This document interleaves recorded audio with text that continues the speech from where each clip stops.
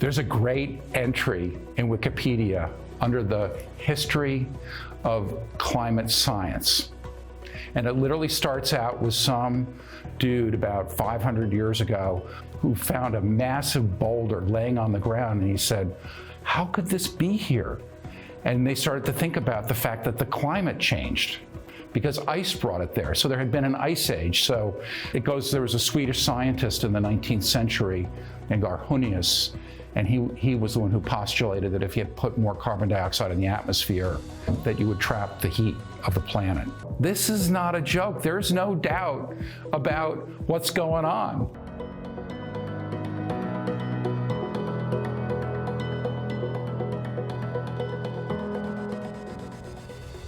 So the numbers on climate are compelling. We're at roughly 420 parts per million carbon dioxide. The Earth is already heated up like 1.25 degrees. We're going to go past 1.5 without a thought. Emissions are higher today than they ever have been. We've not turned the corner at all yet. But it is inevitable that we have to make the transition because we just can't keep getting warmer. It's about how do we run buildings? How do we run vehicles, all electric in both cases? How do we run all these industries that rely on fossil fuels and all the industrial applications? And how do we do everything we do using a lot less power if we can do it? As a person with modest knowledge of the topic and not a lot of investment exposure to it, the first thing you need to do is to just kind of figure out what all the numbers are.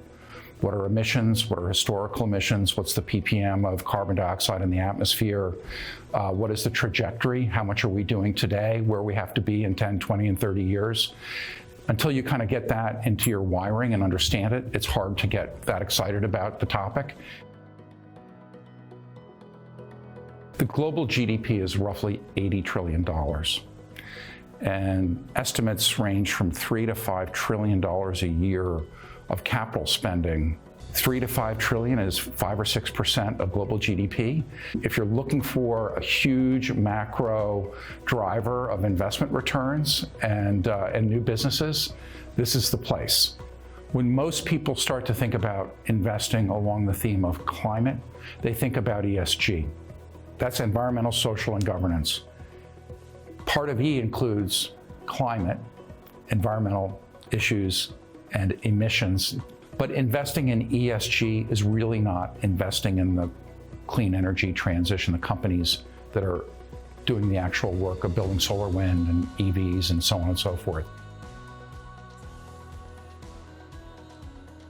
The most accessible asset class for investors is the public equity markets. I like to tell people to go buy 10 shares of Tesla, and everybody who's followed that has called up and complained because they only bought 10 shares. But there are some great ETFs in the space where you can get general exposure. ICLN is one of them, PBW. So if you wanted to, put some money to work in the equity market, those are good places to go. You get diversification. They're pretty liquid. It's been a bit of a roller coaster being in the public equity clean energy space because we had a huge run up in 2020 into the beginning of 21, and then we had a big drop off, 30% down, then 30% up, and now we're back down 25 or 30%.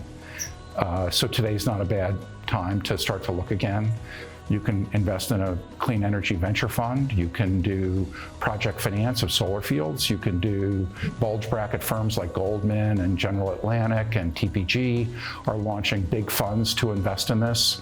So there are a lot of choices, in private equity.